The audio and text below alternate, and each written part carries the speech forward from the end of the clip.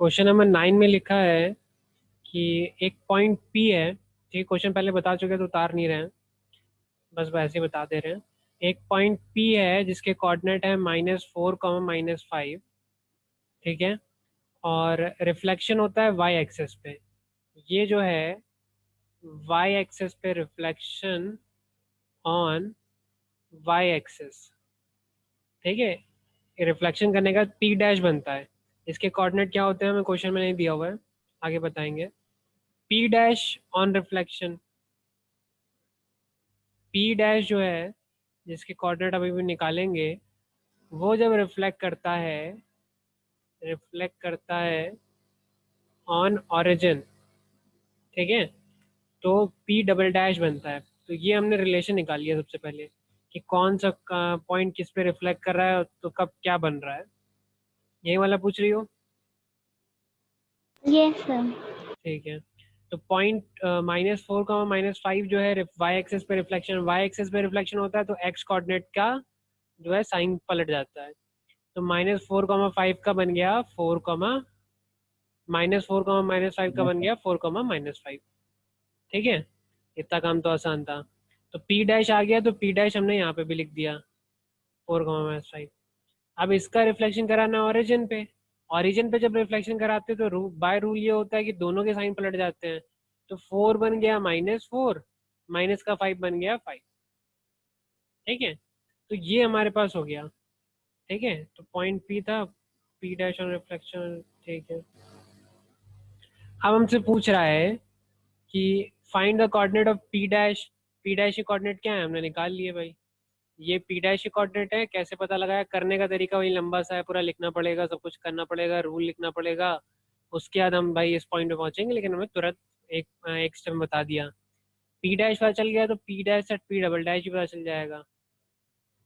ठीक है, उसके बाद लिखा है कि write a single transformation from P to P double dash. मतलब हमसे पूछ रहा है कि मान लो अगर पी दिया होता, उसके कुछ कोऑर्डिनेट थे, उसमें कुछ रिफ्लेक्शन कराते, किस तरह का रिफ्लेक्शन हमें क्या कराते हैं हमें नहीं पता है, लेकिन हम जब रिफ्लेक्शन कराते हैं वहाँ पर पॉइंट मिलता पी डबल डैश। ठीक है, तो पी के कोऑर्डिनेट पता है हमें -4, -5। ठीक है, पी डबल डैश के कोऑर्डिनेट पता है -4, 5। तो ये कौन सा कोऑर्डिनेट है, ये कौन सा रिफ्लेक्शन है कि अगर हम कराएं ये रिफ्लेक्शन तो क्या चेंज हो रहा है। देखो, एक्स कोऑर्डिनेट चेंज नहीं हो रहा है, वाई कोऑर्डिनेट का साइन पलट जा रहा है। तो वाई कोऑर्डिनेट का साइन कब पलटता है रिफ्लेक्शन में, रिफ्लेक्शन ऑन एक्स एक्सिस। ठीक है, एक्स एक्सिस पे रिफ्लेक्शन कराएंगे तो वाई कोऑर्डिनेट का साइन पलट जाता है।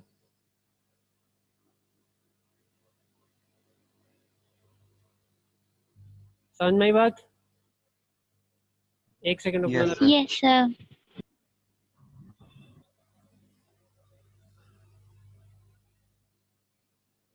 शुभ और रमन, ठीक है, चलो ठीक है। हाँ भाई, तो ये क्वेश्चन समझ में आया? यस सर, बोलिए। नहीं नहीं, कुछ नहीं, वो सर कह रहे थे, अखिल सर कह रहे थे तुम दोनों का एंट्री दे दीजिएगा। तो मैं देख रहा था तुम लोग तो क्लास में हो पहले से, 2 दिन तक बैन थे ना तुम लोग क्लास से। ठीक यस है, चलो कोई बात नहीं, आगे बढ़ते हैं। आ, इतनी बात समझ में आई। ये क्वेश्चन नंबर 9 था, क्या करना है भाई। पॉइंट पी था, रिफ्लेक्शन ऑन वाई एक्सेस से बना पॉइंट पी डैश। ठीक है, ये रूल कहाँ से आएंगे, रूल की पूरी टेबल लगाई लिखाई थी, एक बार रट लेना, नहीं समझ में आया तो मतलब पहले समझ लेना, नहीं समझ में आया तो रट लेना, हो जाएगा पूरा। ठीक है, समझ में आया जिसने पूछा था? Yes yes sir. करके बताना तो पूरा करके बता दूं मैं, बताओ। सर कर देंगे। चलो ठीक है। अब क्वेश्चन नंबर कितने तक कराया था, 25 तक या कितने तक कराया था? होमवर्क सर कितने तक दिया था? हाँ 23 हाँ, 23 25 25 तक होमवर्क दिया था ना। तो 25 से पहले क्वेश्चन बताओ कौन कौन से नहीं आए, तो वो बता दे फटाफट। सर 23 20 और 23 23 और 23 15 15। 15 यस सर। ठीक है, और बताओ, और सर और कौन? 24 का फोर्थ पार्ट। फोर्थ, फोर्थ का फोर्थ पार्ट? 24 अच्छा 24th का 4th 24th का 4th पार्ट, 24th, ठीक है। और बताओ, और कौन सा?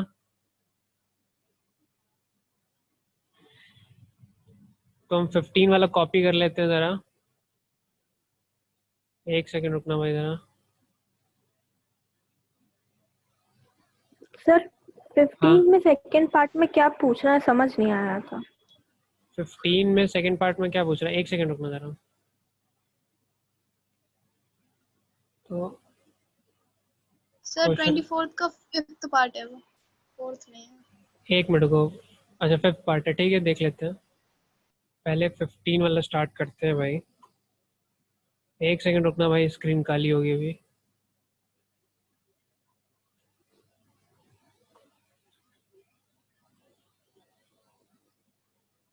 ये 15 वाला क्वेश्चन, ठीक है। तो इसमें क्या लिखा हुआ है, point A and B are, ठीक है, point A and B have coordinate this and this, ठीक है। Find A dash of A under reflection of X axis B dash of B, यही वाला पूछ रही हो बेटा? सर इसमें सेकंड पार्ट में क्या पूछ रहा है ये समझ नहीं आ रहा था। Okay, sir be starting dash of B under reflection of A and A dash मतलब। ठीक है, चलो स्टार्टिंग से देख लेते हैं। पॉइंट ए जो है वो 2,5 है, पॉइंट बी जो है वो 0,3 है। तो सबसे पहले ए जो है उसका रिफ्लेक्शन होता है, सॉरी, उसका रिफ्लेक्शन होता है, ए डैश बनाता है। ए के कोऑर्डिनेट रिफ्लेक्शन कैसे होता है, reflection on or on X axis, ठीक है। तो रिफ्लेक्शन 2,5 का एक्स एक्सिस पे होगा तो ये बनेगा, एक्स पे रिफ्लेक्शन होगा तो वाई हो जाएगा चेंज, ठीक है। अब बी में क्या लिखा है, image of B dash B under reflection in the line A A dash, ठीक। तो क्या कह रहा है, अब जरा इस पे आ जाते हैं, कोऑर्डिनेट सिस्टम पे आ जाते हैं, ठीक। इसमें क्या हो रहा है भाई, पहले तो पॉइंट ए प्लॉट कर देते हैं। 2,5 है, मतलब टू की तरफ चले, एक्स एक्सिस पे 2 कदम चले और वाई एक्सिस पे 5 कदम चले, तो मतलब यहाँ पे कहीं आएगा पॉइंट ए, इसके कोऑर्डिनेट है 2,5, और इसका एक्स एक्सिस पे रिफ्लेक्शन होता है तो पॉइंट जो बनता है -2,5 बन रहा है, मतलब रिफ्लेक्शन यहाँ पे ए डैश यहाँ बनेगा 2,-5, ठीक है। अब ये जो लाइन है इसको एक लाइन बना दो, ठीक है, इसको हम एक लाइन बना देते हैं, डॉटेड लाइन। तो यहाँ से ये एक लाइन बन गई। अब हमें क्या करना है, अब हमें इस ए डैश लाइन पे, ए और ए डैश वाली जो लाइन है, ठीक है, चाहे इतनी बना दो चाहे इसके आगे और बना दो, इसके आगे हमने ऐसे बढ़ा सकते हैं, इसके पीछे हम ऐसे बढ़ा सकते हैं। तो ये हमारी एक लाइन हो गई भाई, ठीक है, ठीक। तो अब हमें क्या करना है, अब रिफ्लेक्शन कराना है बी का। बी कौन सा पॉइंट है, पहले बी देख लेते हैं। बी है 0, मतलब एक्स एक्सिस पे 0 करो चलो, वाई एक्सिस पे 3 चलो। तो इस बी पॉइंट का, जिसका के कोऑर्डिनेट है 0,3, इसका रिफ्लेक्शन करना है इस लाइन पे। ये है रिफ्लेक्टर इस केस में, ये है मिरर इस केस में। तो रिफ्लेक्शन होके पॉइंट कहाँ बनेगा, यहाँ पे बनेगा, बी डैश बनेगा, ठीक है। इसके कोऑर्डिनेट क्या होंगे ये हमें बताने हैं। तो ये जो है ये नया केस आ गया। ये कौन सा केस है, ये लाइन क्या है, ये लाइन है पैरेलल टू वाई एक्सिस। अगर ये वाई एक्सिस है तो ये जो लाइन जा रही है पैरेलल टू वाई एक्सिस है। इसकी इक्वेशन पहले क्या होगी वो हमें बतानी पड़ेगी, पता करनी पड़ेगी इक्वेशन क्या होगी। तो इसकी इक्वेशन कोई बता सकता है, ये जो लाइन ए ए डैश है इसकी इक्वेशन कोई बता सकता है तो बताओ।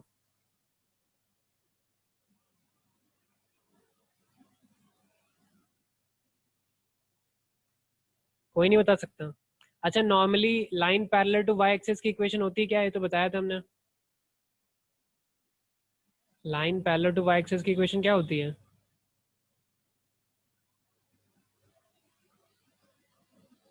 किसी को नहीं आ रहा? Minus sir minus -x X comma + 2a, y। -x + 2a, ये कौन सी इक्वेशन है भाई, +2a, कौन सी पॉइंट बता, अच्छा ये वो बता रही हो, कोऑर्डिनेट बता रही हो, ठीक है, नहीं वो नहीं पूछ रहे हम। ए लाइन ए डैश के की ये जो लाइन है इसकी इक्वेशन क्या होती है? Line parallel to Y axis की इक्वेशन होती है x equal to A.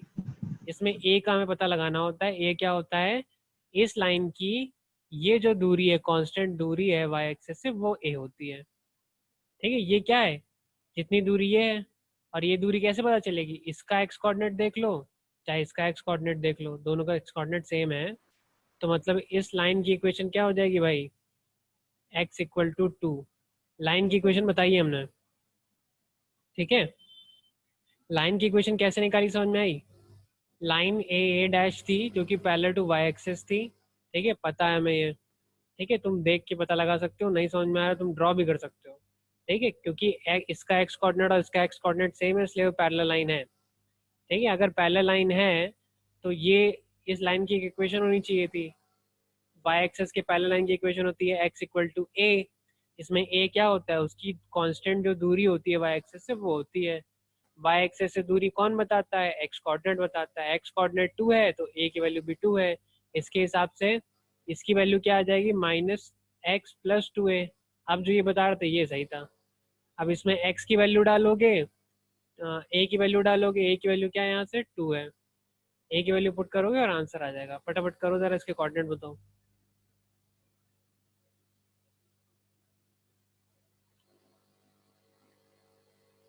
Sir -4,3। इसके कोऑर्डिनेट आ रहे हैं -4,3। ठीक है, तो इसको हम एक बार लिख के भी बता देते हैं कैसे करना है। ठीक है, तो करना पहला पॉइंट, तो पहला पार्ट तो आसान है, उसमें तो खुद ब खुद हो जाएगा। सर 4,3। 4,3 होगा, हाँ प्लस का 4,3 होगा। 4,3 ठीक है, हाँ 4,3 होगा भाई। तो करना क्या है भाई हमें? करना क्या है, सोल्यूशन कैसे करना है वो बता रहे हैं। ठीक है, according to question, according to given लिख लो। According to given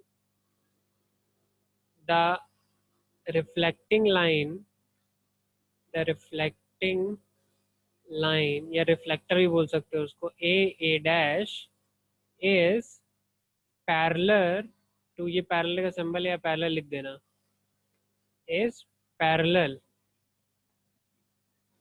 parallel to y axis.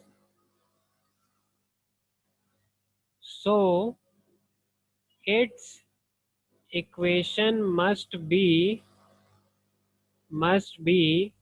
Of form, किस तरह की होनी चाहिए भाई? x इक्वल टू a की तरह की होनी चाहिए भाई। Here a is constant distance. पूरा पूरा इलेबोरेट करके लिखा रहे हैं, तुम्हें इतना बड़ा लिखने की जरूरत नहीं है। हम हर वर्ड की मीनिंग बता रहे हैं ताकि तुम जब आंसर देखो तो समझ में आ जाए। अभी तो लिख लेना, एग्जाम में लिखने की जरूरत अपने हिसाब से देख लेना, टाइम और अपनी हैंड राइटिंग और जितना भी जाम है उसके हिसाब से। तो here a is constant distance from x axis, from x axis क्या है भाई वो? यहाँ पे a क्या है? 2 है। इस लाइन की x एक्सिस से कांस्टेंट डिस्टेंस क्या है? यहाँ पे भी देखो a की दूरी क्या है? x कोऑर्डिनेट क्या है? 2 है। और ऊपर भी देखो x कोऑर्डिनेट क्या है? यहाँ पे अगर आओगे तो इसमें भी x कोऑर्डिनेट 2 है। इनफैक्ट बीच में कहीं पे भी चले जाओगे सब में x कोऑर्डिनेट 2 ही होगा। मतलब a की वैल्यू 2 है, इम्प्लाइज दैट सो, या ये लिख लो so x equal to 2 is equation of line a dash. ठीक है, नाउ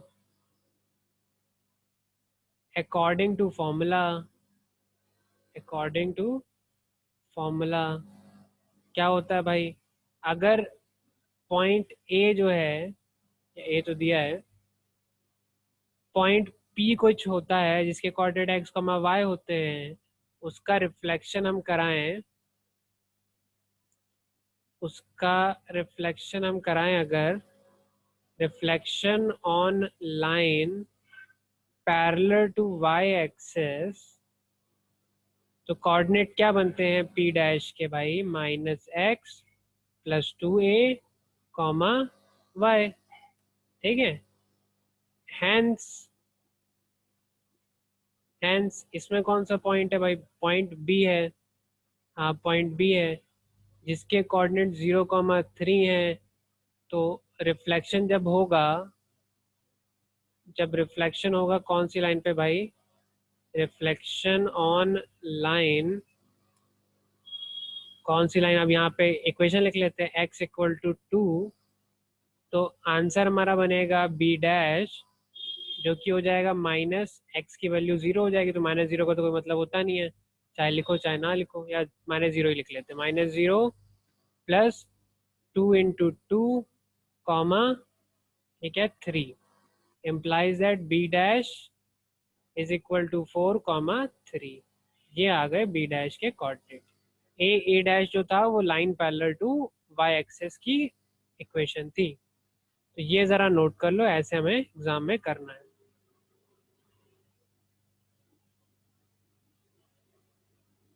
ठीक है, यहाँ से नोट कर लो फटाफट। Yes, sir. Done. सबने लिख लिया? No sir. लिख लो नीचे आराम। स्क्रॉल कर। हाँ, ऊपर से दिखा दीजिए। ऊपर से दिखा दे लो भाई, ऊपर पहले ऊपर से कर लो। कितना ऊपर, यहाँ से? Yes sir. चलो इतना कर लो सर पहले। डन। हाँ, बाकी लोगों को कर लेना, उसके बाद फिर नीचे आते हैं।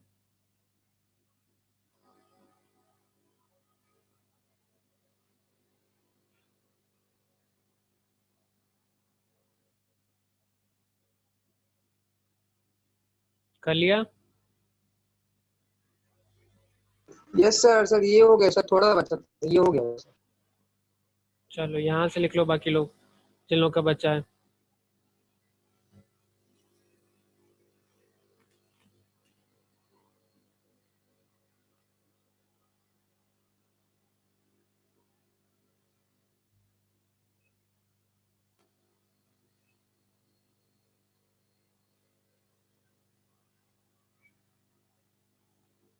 सर हाँ बेटा।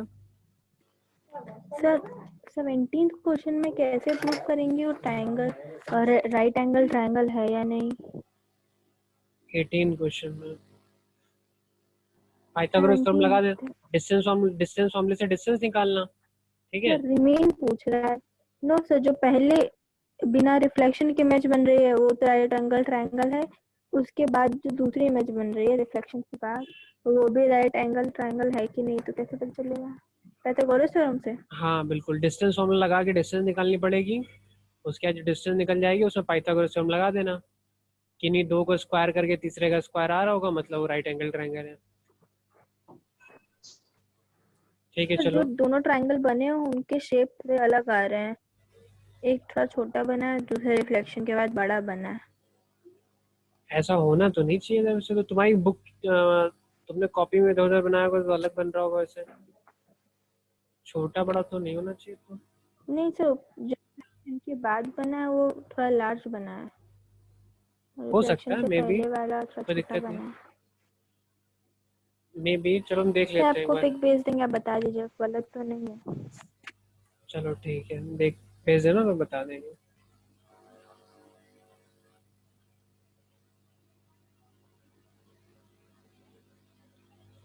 हो गया अगला क्वेश्चन, आगे बढ़े।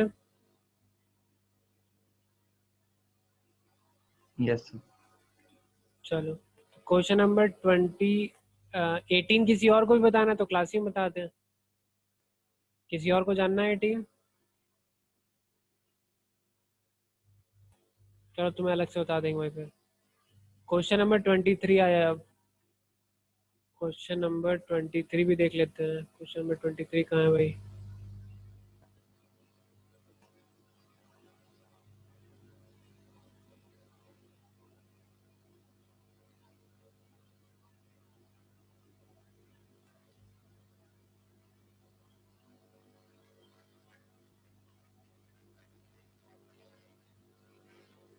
क्वेश्चन नंबर 23 ये लिखा हुआ है, ठीक है। Use graph paper for equation, ठीक है। Point P is this is reflected on x equal to 0। x equal to 0 कौन सी लाइन है भाई?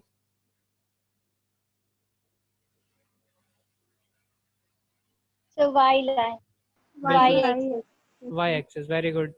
ठीक है, x equal to 0 y axis की इक्वेशन होती है। To get the image q find the coordinate of q। तो पहला पार्ट तो बड़ा सिंपल सा है, स्टार्टिंग से सारे पार्ट बता दे रहे हैं। देखो भाई, पहला पार्ट क्या है भाई, पॉइंट P है जिसके कोऑर्डिनेट है 2, -4, इसका रिफ्लेक्शन होता है, reflection on x equal to 0, जिसको हम बोल सकते हैं y एक्सेस पे रिफ्लेक्शन हो रहा है।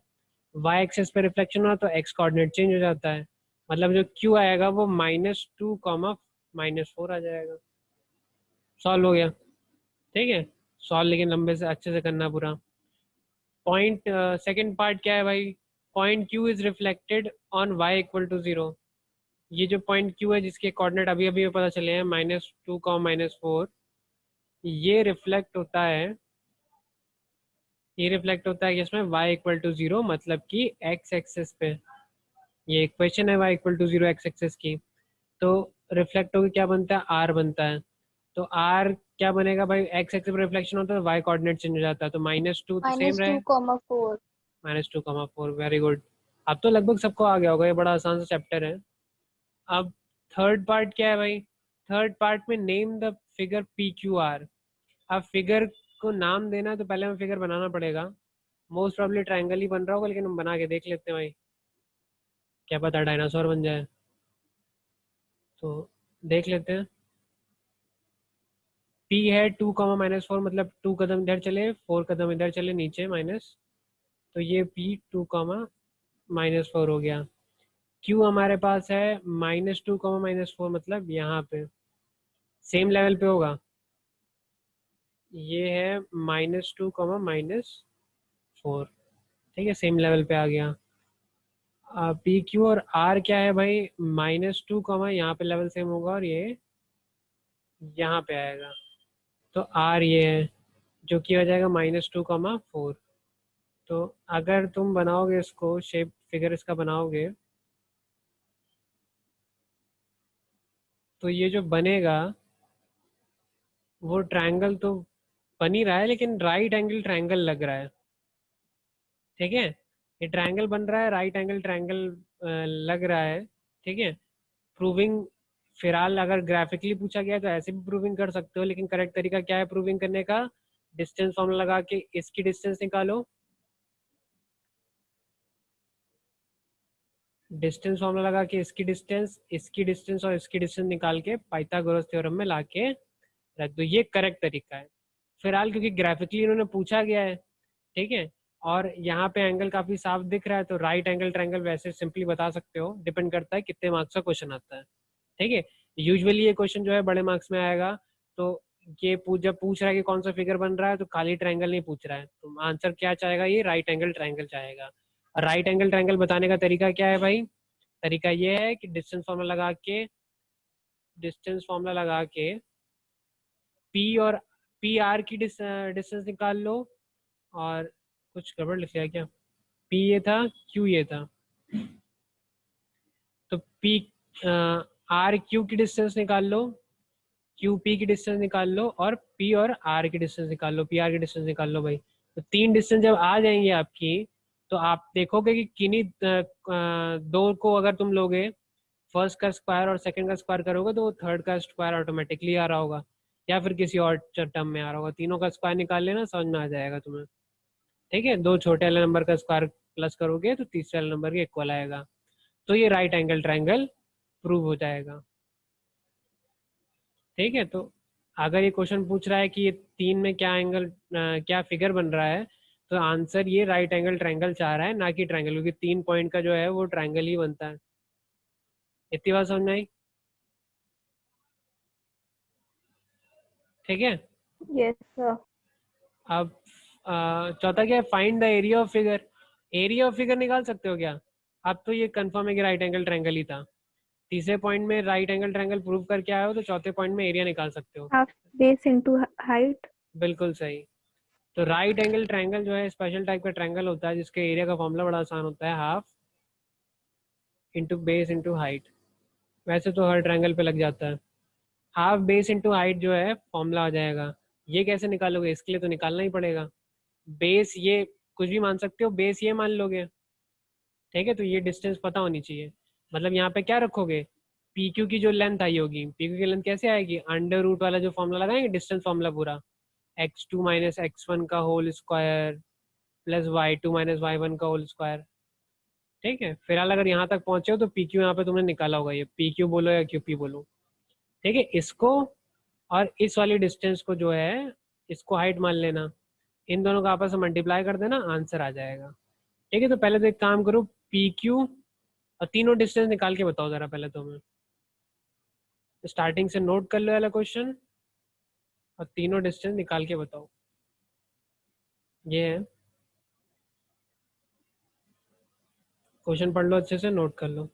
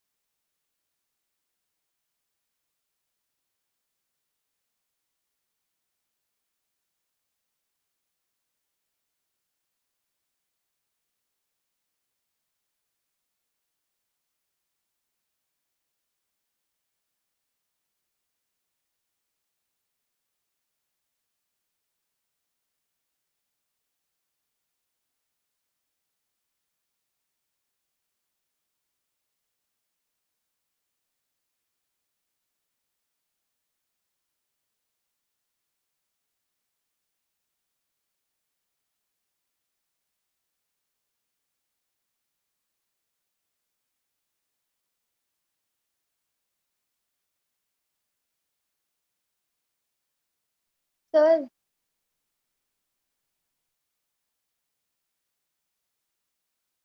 हाँ बेटा बताओ। सर एक बार प्लीज ये फिर से बता दीजिए। सर मैंने जैसे वैल्यू सर आर क्यू की निकालनी है, तो सर -2,4 है और -2,4 -4, तो सर मैंने जैसे x2 y2 लिए आर की और क्यू की x1 y1, तो सर आंसर आ जाएगा। सर मेरा ऐसे ही आंसर नहीं आता है जब वैल्यूज रखती हूँ। आर के कोऑर्डिनेट है, मान लो जैसे हमने माना कि आर के कोऑर्डिनेट क्या है, -2,4, क्यू के कोऑर्डिनेट है -2,-4। तो अगर आर क्यू में निकालना है, आर क्यू डिस्टेंस निकालनी है, is equal to under root of, formula क्या होता है भाई, फॉर्मूला लिख देते हैं पूरा हम पहले। x2 माइनस x1, तुम्हें नहीं समझ में आ रहा है इस फॉर्मूले में, इस फॉर्मूले के अलावा कोई और फॉर्मूला यूज ना करो। x2 माइनस x1 का whole square, y2 minus y1 का whole square, implies that under root of, क्या हो जाएगा भाई, x2 क्या है, दूसरे वाले में जो पहले ये लिखा है वो x2 है, मतलब -2, बीच में माइनस लगा है, इसमें भी ब्रैकेट लगा दिया, ये वाले में ब्रैकेट लगा दो, यहाँ पे क्या लिखा है -2, इन दोनों का होल स्क्वायर, बीच में प्लस है वो चेंज नहीं होने वाला कभी भी। y2 क्या है, दूसरे वाले में जो y लिखा है वो y2 है, मतलब -y, माइनस लगा है बीच में। ये y1 क्या है, इसमें जो y लिखा है क्या है, 4 है, इन दोनों का whole square is equal to -2, minus minus हो गया +2, इन दोनों का होल स्क्वायर अभी भी होना है, बीच में प्लस ही लगा है, प्लस का साइन, ये प्लस का साइन कभी भी चेंज नहीं होता है, ऐसा नहीं कि ब्रैकेट खोलोगे माइनस में चेंज हो जाएगा, कभी भी चेंज नहीं होगा क्योंकि यहाँ पे स्क्वायर लगा है। ठीक है, -4 हो जाएगा, माइनस का 8 प्लस करोगे, ठीक, अब क्या होगा, -4 -2 + 2 हो जाएगा 0, 0 का स्क्वायर तो 0 ही होता है, प्लस -8 का स्क्वायर कितना होता है, -8 इंटू -8 करोगे तो माइनस माइनस हो जाएगा प्लस, 8 8 जा हो जाएगा 64, तो प्लस का 64 होगा हमेशा, स्क्वायर के बाहर जब वैल्यू निकलेंगी तो ये प्लस का 64 ही रहेगा, अंडर रूट लगा है अभी भी, तो ये 0 + 64 लिखा हुआ है अंडर रूट में, which gives us under root of 64, which gives us 8, R Q जो है वो 8 आ जाएगा, वैसे आता तो +-8 है, लेकिन -8 जो है वो निगलेक्ट कर देंगे, क्यों निगलेक्ट कर देंगे भाई, -8 निगलेक्ट क्यों करते हैं यहाँ पे,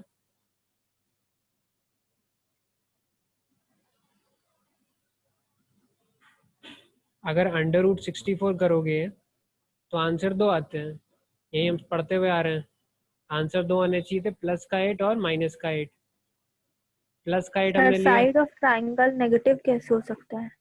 बिल्कुल सही, कभी भी लेंथ जो होती है रियल वर्ल्ड में मेजरेबल जो क्वांटिटीज होती है वो नेगेटिव नहीं होती, ठीक है, इसलिए हम नेगेटिव वाला, लेंथ हो गया, ब्रेथ हो गया, हाइट हो गया, कोई भी और शेप है, वो सब नेगेटिव में नहीं जा सकते, इसलिए हमने नेगेटिव वाला नेग्लेक्ट कर दिया बस। तो ये मत सोचना कि यहाँ पे रूल वायलेट हो रहा है कि खाली प्लस का आंसर ले रहे हैं, प्लस माइनस दोनों का आंसर लेते हैं, माइनस वाला नेग्लेक्ट कर देते हैं। ऐसे ही बाकियों के पॉइंट भी बताओ भाई, बाकियों पी क्यू और पी आर के डिफरेंस सर बताओ भाई। PQ4 फोर, सर दोनों ठीक। 4 आ रहे हैं। दोनों 4 आ रहे हैं, दोनों 4 आ रहे हैं।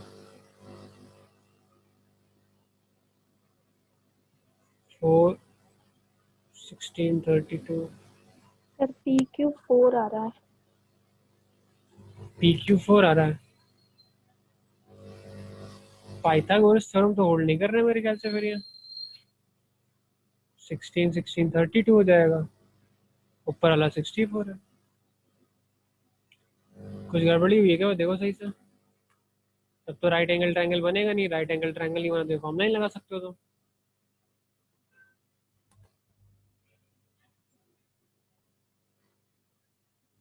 पॉइंट सही आया तो फिर से देख लेना सही से, क्वेश्चन सर पढ़ लेना एक बार। हाँ बेटा, RP √80 आ रही है। √80 आ रही है। Yes sir, RP। ये तो बहुत थोड़ा और अजीब हो गया। √80, 80 + 16 तो 96 हो गया। नहीं, कुछ गड़बड़ हो रहा है बच्चा। पॉइंट सही है तो एक बार पॉइंट भी देख लेते हैं भैया, बुक से मैच करा लेते हैं। क्वेश्चन नंबर 23, 2, -4, हाँ पॉइंट सही है। वाई एक्सेस पे रिफ्लेक्शन कराना है, मतलब -2, -4, ठीक है, ये भी सही है। ये सर √80 भी आ रही है। √80 आ रही है। Yes sir. Sir P Q सही है, PQ 4 आ रहा है। Yes sir. Yes sir.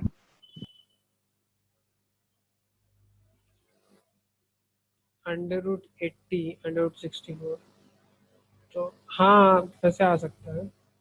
ये 64 हो गया प्लस 16 हो गया, तो ये 80 आ गया। हाँ ठीक है ठीक है, सही है। तो पाइथागोरस थ्योरम होल्ड हो रही है कि नहीं हो रही है?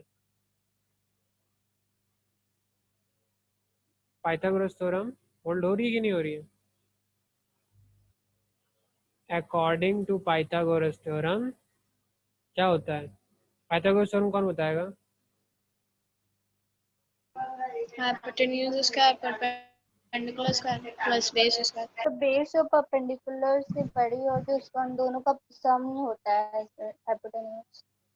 ठीक है, सिंपल सी बात है भाई। हाइपोटेन्यूज का स्क्वायर जो है, सबसे बड़ी साइड है उसका जो स्क्वायर होगा, इक्वल टू होगा परपेंडिकुलर स्क्वायर प्लस बेस का स्क्वायर। तो एक काम कर लो, क्योंकि अंडर रूट में सब अंडर रूट में कर लो, तो ये √16 लिखा हुआ है, ठीक है, ये √64 लिखा हुआ है।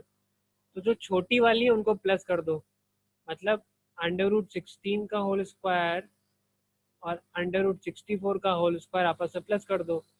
तो अगर सही होगा तो ये √80 आना चाहिए था, √80 का होल स्क्वायर आना चाहिए। LHS आ रहा है 80, RHS आ रहा है 16 + 64, जो कि दोनों आपस में LHS और RHS आपस में इक्वल हो गए। मतलब कि पाइथागोरस थ्योरम होल्ड कर रही है, मतलब कि जो ट्रायंगल PQR है is a triangle PQR is a right angled. चलो ठीक है, तो ये हमें प्रूव हो गया कि PQR जो है राइट एंगल ट्रायंगल है। सबको आवाज आ रही है मेरी? यस जी सर। सर।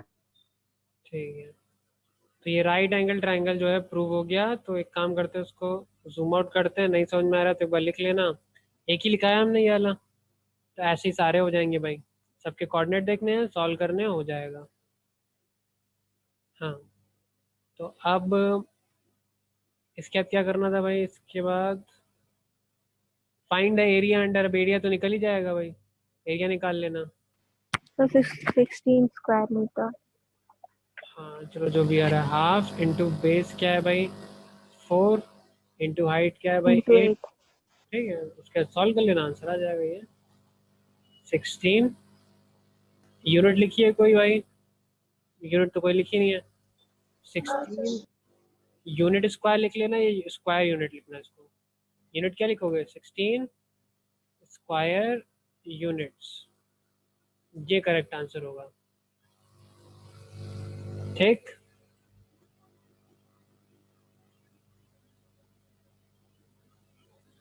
समझ में आ गया सबको? Yes sir. चलो क्वेश्चन नंबर 24 था। क्वेश्चन नंबर कहाँ गया? Yes sir 24। 24 था। एक सेकंड, अपना क्वेश्चन नंबर 24 कॉपी कर लेते जरा।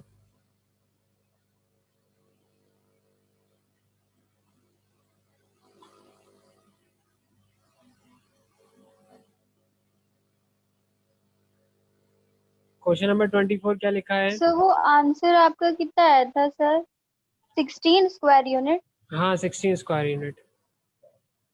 तुम्हारा कुछ और तो आ रहा है क्या? 16 कैसे आएगा? 16 कैसे आएगा? हाफ एरिया क्या होता है भाई? Half base into height, sorry base into height. ठीक है, जो दो छोटी साइड होती है वो बेस होती है, सबसे बड़ी साइड ये वाली है, ये हाइपोटेनस हो गई। तो ये और ये रख लो, बेस की जगह 4 रख लो, हाइट की जगह 8 रख लो, या उल्टा रख लो, जो तुम्हारा मन करे। ठीक है, तो 4 का स्क्वायर है या फिर 2 लिखा हुआ है?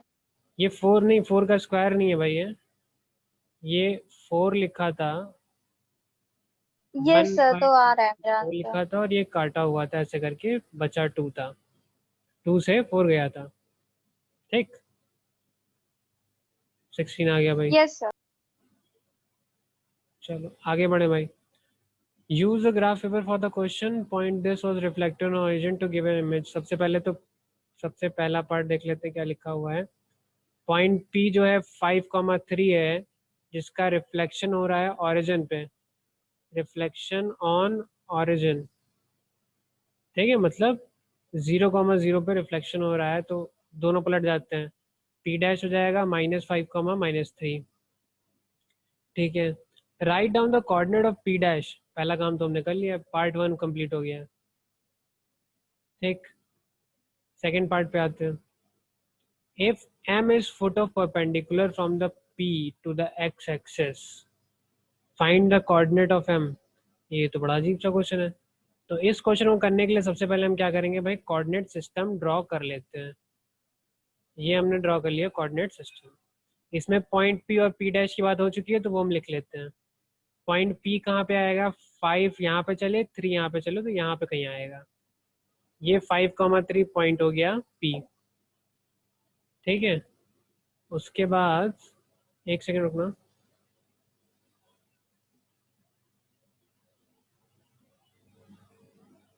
ठीक है, उसके बाद हमने क्या क्वेश्चन एक बार दिखा दीजिए। क्वेश्चन आप देख लो, ये है। हाँ, लिखा हुआ है use graph paper for the following. हाँ ठीक है, कोई ग्राफ पेपर यूज करना है। पॉइंट पी जो है 5,3 है, जिसको रिफ्लेक्ट करना है ओरिजिन पे। 5,3 को ओरिजिन पे रिफ्लेक्ट किया तो -5,3 हो गया। ठीक है, सबसे पहले कोऑर्डिनेट लिख लें पी डैश के, वो तुमने लिख लिया, सेकंड पार्ट पे आए थे। तो सबसे पहले हम क्या करते हैं, पी बना लिया है, पी डैश ही बना लेते हैं। पी डैश जो है, देख लिया बेटा क्वेश्चन? Yes sir.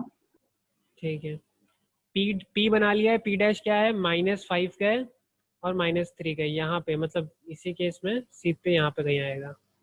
तो ये पी डैश हो गया, जो कि है -5, -3। चलो, अब क्या कह रहा है भाई, m is the foot of perpendicular from p to the x-axis, find the coordinate of m। m जो है वो परपेंडिकुलर का फुट है। फुट ऑफ परपेंडिकुलर अभी आगे काम आएगा, आगे के क्लासेस में। फुट ऑफ परपेंडिकुलर से डरना नहीं, या पूरा पूरा लिख देते हैं, फुट ऑफ परपेंडिकुलर। इसका क्या मतलब होता है? कहने का मतलब ये है कि अगर हम एक लाइन ड्रॉ करें P से x एक्सेस की तरफ, जो कि परपेंडिकुलर हो, मतलब अगर हमने ऐसे लाइन ड्रॉ करी P से, P डैश से, सॉरी P से कह रहा है ना, हाँ P से कह रहा है, सॉरी, तो ये हटा देते हैं। अगर हमने ऐसे लाइन ड्रॉ करी P से x एक्सेस पे, तो ये जो है ये फुट, इसको हम बोलते हैं फुट ऑफ परपेंडिकुलर। बात समझ में आई? फुट ऑफ परपेंडिकुलर क्या है? अगर हम पॉइंट P से एक्स एक्सिस की तरफ एक परपेंडिकुलर ड्रॉ करें, मतलब ये एंगल 90 डिग्री बनेगा, अगर उस केस में जो पॉइंट टच करेगा एक्स एक्सिस और इन दोनों लाइन को, ये जो फुट है, जो उसके पैर है परपेंडिकुलर के, वो फुट ऑफ परपेंडिकुलर हो गया। ठीक, अब फुट ऑफ परपेंडिकुलर के कोऑर्डिनेट क्या होंगे ये हमें बताने हैं। ठीक है, फुट ऑफ परपेंडिकुलर कोऑर्डिनेट भाई क्या होंगे, बड़ी आसान सी बात है। एक एक्स कोऑर्डिनेट होगा, एक वाई कोऑर्डिनेट होगा। एक्स कोऑर्डिनेट उतना ही होगा, यहाँ से यहाँ तक चलना जितना है उतना ही तो यहाँ से यहाँ तक भी चलना है ना, सॉरी, उतना ही तो यहाँ से यहाँ तक भी चलना है ना। तो मतलब इसका एक्स कोऑर्डिनेट और इसका एक्स कोऑर्डिनेट सेम होना चाहिए, कर दिया हमने सेम। अब बताओ एम तक पहुंचने के लिए वाई एक्सिस में कितना चलना है हमें? अरे 3 कितना चलना है? 0 बिल्कुल सही, 0। 0 हाँ, 0 पॉइंट एम तक पहुंचना है, एक्स एक्सिस में 5 चलो, वाई एक्सिस में 0 चलो, पहुंच गए। तो एम क्या था, फुट ऑफ परपेंडिकुलर था, उसके पॉइंट क्या मिल गए हमें, एम 5,0। ये भी खत्म बात, डायग्राम बना के। तीसरा पार्ट भी यहीं पे सॉल्व कर लेते हैं। एन क्या है, foot of perpendicular from P dash to X axis. याद रखना कहाँ से चलना है, कहाँ तक चलना है। कहाँ चलना है, पी डैश से चलना है। ठीक है, इसको भी डॉटेड लाइन बना देते हैं। पी डैश से चलना है और एक्स एक्सिस जो कि ये लाइन है वहां तक जाना है और परपेंडिकुलर बना देनी। ये बना दी हमने परपेंडिकुलर। ठीक है, तो ये 90 डिग्री हो गया। और जहाँ पे ये मीट करेगा, जहाँ पे ये मीट करेगा वो पॉइंट हो गया एन हो गया। एन के कोऑर्डिनेट निकालना भी बड़ा आसान है। जितने एक्स का कोऑर्डिनेट जितना इतना इसके पास है पी डैश के पास, उतना ही एक्स का कोऑर्डिनेट इसके पास भी होगा, समझाने की जरूरत नहीं पड़ेगी अब। ठीक है, जितनी दूरी ये है एक्स एक्सिस, एन की दूरी एक्स एक्सिस से, उतनी पी डैश की दूरी भी एक्स एक्सिस की है। वाई में जो है वो 0 हो जाएगा, क्योंकि वाई के लिए चलना ही नहीं है एन पहुंचने के लिए। तो एन और एम के कोऑर्डिनेट भी आ गए भाई हमारे पास। ठीक है, फाइंड नेम द फिगर, इतना समझ में आया सबको? Yes sir. हाँ, थर्ड पार्ट Yes. सबको समझ में आ गया। फोर्थ पार्ट पे आते हैं। नेम द फिगर, फिगर क्या है, P M P dash N.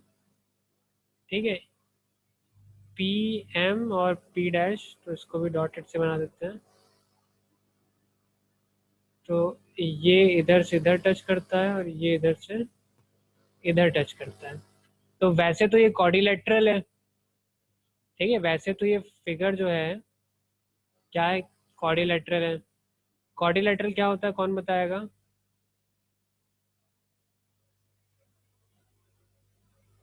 Quadrilateral क्या होता है? सर जिसके दोनों साइड्स पैरेलल हो। नहीं भाई, तो 4 साइडेड फिगर तो 4 साइड्स होती हैं, ऑपोजिट साइड्स पैरेलल होती हैं और सम होता है 360 एंगल।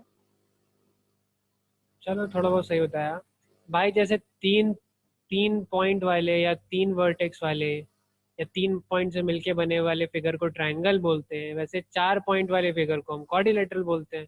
कोई रूल नहीं अप्लाई होता है। जैसे अगर 3 पॉइंट को मिला दिया हमने तो क्या बनेगा, ट्रायंगल बनेगा। ठीक है, अब ट्रायंगल में अलग अलग प्रकार होते हैं, कोई राइट एंगल ट्रायंगल होता है, कोई आइसोसेलेस ट्रायंगल होता है, कोई स्केलेन ट्रायंगल होता है। ठीक है, सिंपली अगर हम तीन पॉइंट को अगर हम जोड़ दें तो क्या बनेगा, ट्रायंगल बनेगा। वैसे ही अगर हम 4 पॉइंट को जोड़ दें तो वो क्वाड्रिलेटरल बनेगा। अब क्वाड्रिलेटरल में अलग अलग टाइप होते हैं। इतनी बात समझ में, क्वाड्रिलेटरल में कोई और रूल नहीं होता है, बस 4 पॉइंट को मिला दो।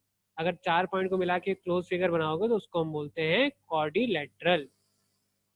ठीक है, बल्कि वैसे तो क्वाड्रिलेटरल का मतलब 4 या 4 से ज़्यादा ही होता है, 4 से ज़्यादा भी हो सकता है वैसे, लेकिन क्वाड्रिलेटरल मतलब यहाँ पे हमारे केस में क्या है, 4 साइडेड फिगर होता है। ठीक है, अब ये क्वाड्रिलेटरल में भी एक स्पेशल टाइप का क्वाड्रिलेटरल है, ये एक पैरेललोग्राम है। ठीक है, तो ये जो बच्चे कह रहे थे वो सही कह रहे थे, ये एक पैरेललोग्राम है। पैरेललोग्राम की प्रॉपर्टी होती है भाई, अपोजिट साइड जो है ये जो है इसके पैरेलल होगी, ये जो है इसके पैरेलल होगी और आपस में इक्वल भी होंगी। ठीक है, पैरेललोग्राम प्रूव कैसे करोगे, अगर प्रूव करना होगा तो कैसे प्रूव करोगे भाई?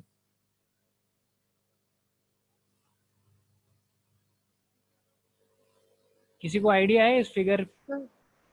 हाँ, सर अपोजिट साइड्स पैरेलल होती अपोजिट साइड पैरेलल है, तो ये कैसे प्रूव करोगे? सर पीएम जो है वो पी डैश और एन के इक्वल है साइड। पी एम जो है पी डैश एन के इक्वल है, तो हाँ ठीक है, ऐसे ही प्रूव कर सकते हो इसके। लेकिन इस केस में पैरेललोग्राम प्रूव नहीं होगा। उस केस में एक तरीका ये है कि इसका भी क्या बोलते हैं, डिस्टेंस निकालो, इसकी भी डिस्टेंस निकालो, इसकी भी डिस्टेंस निकालो, इसकी भी डिस्टेंस निकालो, ठीक है। अपोजिट साइड की डिस्टेंस इक्वल आएगी, पैरेललोग्राम की प्रॉपर्टी होती है भाई। एक ये तरीका है। लेकिन आसान तरीका क्या है भाई, अगर हम किसी तरह प्रूव करते हैं, पैरेललोग्राम की प्रॉपर्टी क्या होती है, अगर दो हमने पैरेलल लाइन बनाई, इन पैरेलल लाइन के बीच में कोई भी फिगर, कैसा भी फिगर बना दोगे, दूसरी दो पैरेलल लाइन और बना के, तो ये फिगर क्या बनेगा, पैरेललोग्राम बनेगा। दो पैरेलल लाइन के बीच में बनने वाला क्वाड्रिलेटरल पैरेललोग्राम होता है, बस वही प्रूव करना है, ठीक है। अगर पुरानी क्लासेस याद है तो बड़ा आसान होगा ये काम। ये एंगल 90 डिग्री है, ये एंगल 90 डिग्री है, इनको अल्टरनेट अपोजिट एंगल बोलते थे, दो पैरेलल लाइन से जाते हुए, अगर याद होगा तो, ठीक है। ऐसे ये एक दो पैरेलल लाइन के बीच में एक लाइन जाती है, वो ट्रांसवर्स लाइन बोलते हैं उसको। तो ये एंगल और ये एंगल आपस में इक्वल होते हैं, कुछ प्रॉपर्टी होती है। ये एक्सटीरियर अपोजिट कुछ एंगल होते हैं, ये एडजेसेंट एंगल होते हैं, बड़े जाम होते हैं। तो उनमें से एक एंगल ये भी होता है, ठीक है। एक पैरेलल लाइन ये जा रही है, एक पैरेलल लाइन ये जा रही है, उनके बीच से एक ट्रांसवर्स लाइन ये जा रही है, और ये एंगल आपस में इक्वल हैं। तो ये दोनों लाइन पैरेलल हैं, मतलब कि इनके बीच वाला फिगर भी पैरेललोग्राम है। हम लिखा रहे हैं, फटाफट लिख दो, ठीक है। क्या रीजन है पैरेललोग्राम होने का, ये रीजन पता होना चाहिए, और ये रीजन एग्जाम में लिखोगे तभी सही नंबर मिलेंगे, ठीक है। तो क्या लिखना है हमें, एज द एंगल, कौन कौन से एंगल की बात कर रहे हैं देख लेना सही से। एज द एंगल, इसको नहीं, इसको एक्स डैश मान लेते हैं, इसको एक्स बोल देते हैं, ठीक है। तो अब सही से देखना, as the angle P dash N X dash, ठीक है। मतलब कि ये वाला एंगल जो है, ये वाला जो एंगल है, ये वाला इसके बीच में बनने वाला angle is equal to angle, कौन सा एंगल भाई, ये वाला जो एंगल है, सॉरी ये वाला जो एंगल है, मतलब कि एंगल पी एम एक्स, ठीक है।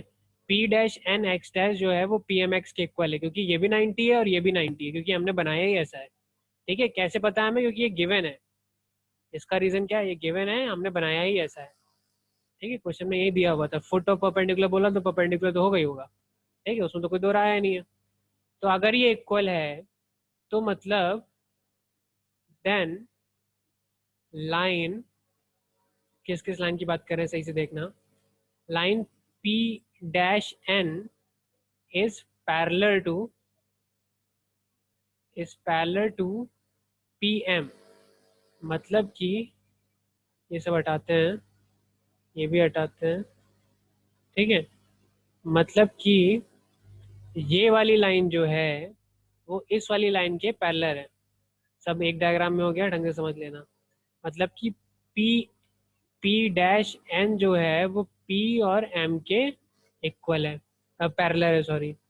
तो अगर ये पैरेलल है तो मतलब कि इसके बीच में बनने वाला जो फिगर है, मतलब कि इसके बीच में बनने वाला जो फिगर, कौन सा फिगर है, इम्प्लाइज दैट, ठीक है। सिमिलरली तुम ये वाली लाइन भी पैरेलल दिखा सकते हो चाहो तो, ठीक है, लेकिन उसको दिखाने की इतनी जरूरत नहीं है। इम्प्लाइज दैट द क्वाड्रिलेटरल, कौन सा क्वाड्रिलेटरल, पी एम पी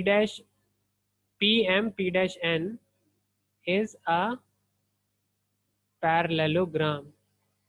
तो इतना सोचना पड़ेगा एक छोटी सी लाइन लिखने के लिए। ज्योमेट्री स्टार्ट हो गई भाई, ठीक है, ज्योमेट्री की इतनी बातें, तो ये लिख लो भाई जरा।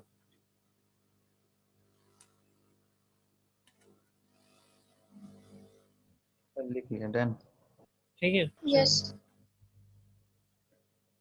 अब क्या करना है भाई, अब ने फिगर को नेम भी दे दिया हमने, रीजन के साथ नेम दे दिया है। उसके बाद एरिया निकालना है। पैरेललोग्राम का एरिया क्या होता है भाई, कौन बताएगा एरिया ऑफ पैरेललोग्राम का formula? Half sum of parallel side into height. क्या होता है? Sir, half into sum of parallel side into height. Half into sum of parallel side into height, ये फॉर्मूला होता है। अच्छा, तो ट्रेपेजियम का base form, into height sir, ये ट्रेपेजियम का है हाँ शायद। ट्रेपेजियम एरिया का is equal formula, to sir base into height.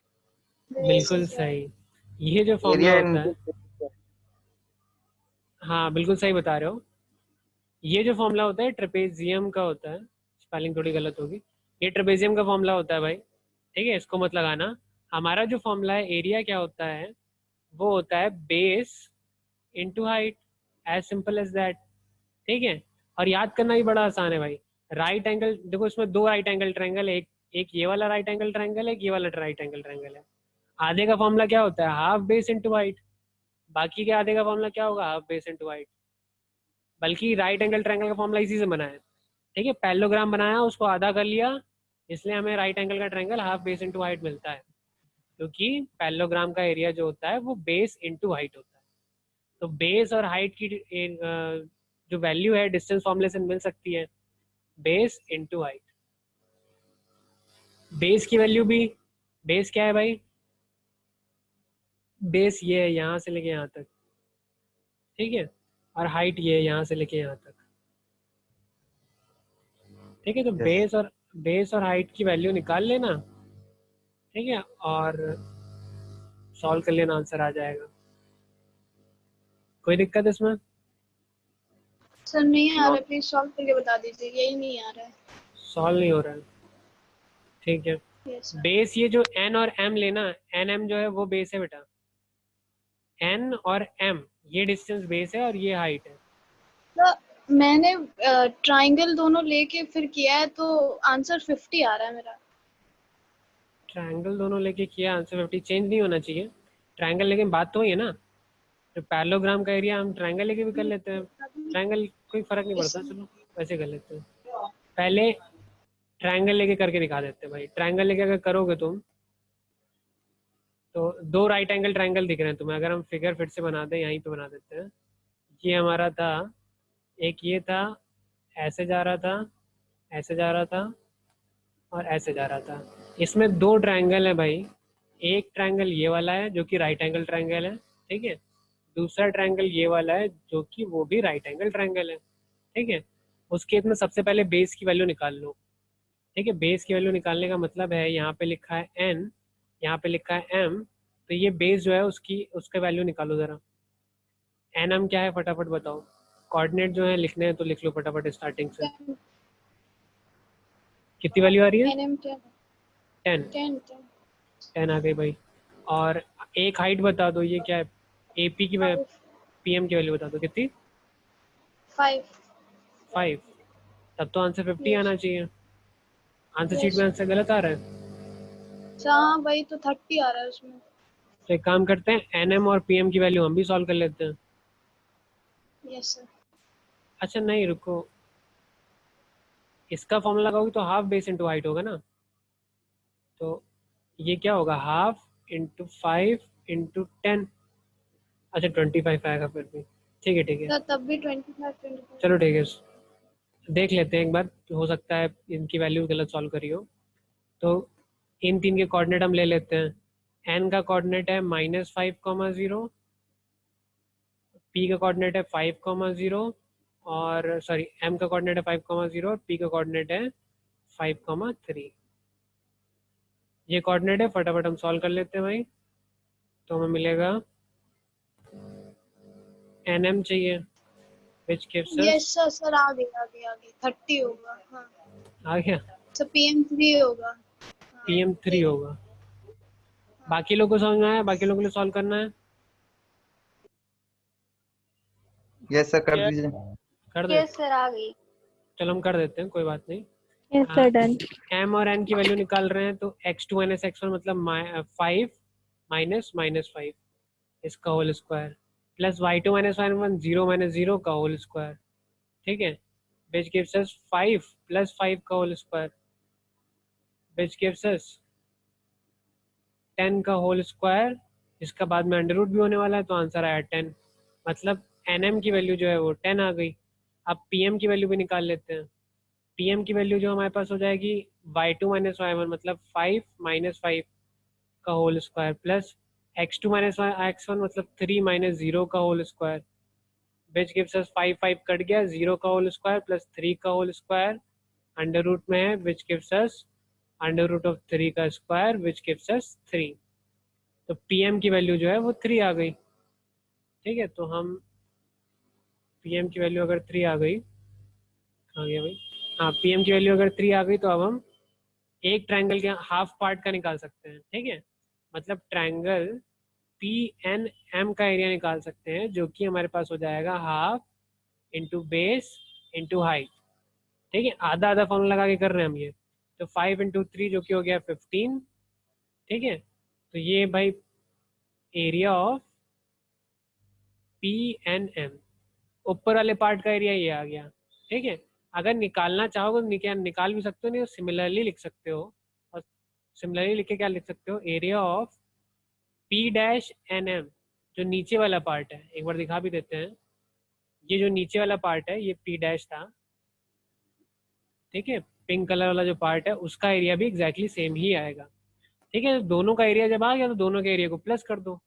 Area of parallelogram जो है, क्या है parallelogram, P dash M P N, इसका जो एरिया हो जाएगा 15 प्लस 15 या फिर 30, या फिर यही काम तुम क्या बोलते हैं डायरेक्टली भी कर सकते थे। ठीक है, डायरेक्टली कैसे करोगे, डायरेक्टली वैसे करना है भाई। डायरेक्टली हमें क्या करना है, बेस कितना है भाई हमारे पास, पीएम पीएम जो है एक हाइट ले ली जो कि 3 है। ठीक है, और बेस कितना है हमारे पास, बेस जो है एन एम है जो कि 10 है। ठीक है, तो एरिया ऑफ पैरेललोग्राम क्या होता है, बेस इंटू हाइट, जो कि हो जाएगा 3 इंटू 10, जो कि हो जाएगा 30। डायरेक्टली आंसर आ गया। तो ट्रायंगल की मदद से भी कर सकते हो, वैसे भी कर सकते हो, कोई इशू नहीं है। इसको नोट कर लो जरा Yes, sir. फटाफट। सर सर नोट हाँ बेटा, सर पैरेललोग्राम के पेरीमीटर का क्या फॉर्मूला होता है? पैरेललोग्राम के पैरामीटर का ऐसा कोई फॉर्मूला नहीं होता है, तुम बना सकते हो अपने हिसाब से। सर नेक्स्ट क्वेश्चन में पूछा है तो वो 5th वाला पार्ट 25th का 5th वो नहीं आ निकालना पड़ेगा। पैरीमीटर मतलब क्या होता है, सर उसकी बाउंड्री का, जितनी उसकी बाउंड्री का डिस्टेंस। ठीक है, sum of all sides। तो चारों का निकालना, और चारों की जरूरत भी नहीं है, 2 का निकालना। ठीक है, मतलब ये बता देते में हैं, सर ट्रायंगल के वजह से भी निकाल सकते हैं। ट्रायंगल की मदद से मत निकालना है। ट्रायंगल की मदद से क्यों निकालोगे, इसका एरिया निकालना, फिर इसका एरिया निकालना, फिर इसका एरिया निकालना, फिर इसका एरिया निकालना, चारों को प्लस कर देना। या इससे आसान काम, इसका एरिया और इसका एरिया सामने वाले का इक्वल होगा, तो एक का एरिया निकाला और दूसरे का एरिया निकाला, और दोनों को एल प्लस बी जो ट्रायंगल का फॉर्मूला होता है। भाई ये फॉर्मूला मत निकला, ट्रायंगल की मदद से हमने निकाली है। ट्रायंगल का फॉर्मूला स्पेसिफिकली होता है, ट्रेपेजियम का ये क्या बोलते हैं फॉर्मूला नहीं होता है। मैं बताऊँ, ट्रेपेजियम का पेरीमीटर का कोई फॉर्मूला नहीं होता, बेसिकली बात ये है। ठीक है, बस पैरामीटर का एक मतलब होता है। ठीक है, वैसे कहने को तो कह सकते हो, लेकिन ट्रेपेजियम की कोई लेंथ नहीं होती है, ट्रेपेजियम की कोई ब्रेथ नहीं होती है, इसलिए ये फॉर्मूला वैलिड नहीं है। तो एग्जाम में ये फॉर्मूला नहीं लिख सकते कि ट्रेपेजियम ये फॉर्मूला लगा कर रहे हो, लेकिन कर बेसिकली यही रहे हो। ठीक है, इंस्टेड ऑफ Yes. सेइंग, हाँ, instead of saying length and breadth you can say side 1 and side 2, 2 into side 1 plus side 2, ये कर सकते हो। ठीक, यस जी सर, थैंक यू सर। चलो भाई, आज क्लास ओवर करें भाई, सबने नोट कर लिया है। Yes sir. चलो भाई, यहीं पे बंद करते हुए क्लास को। Thank you thank sir. You sir. Welcome बेटा।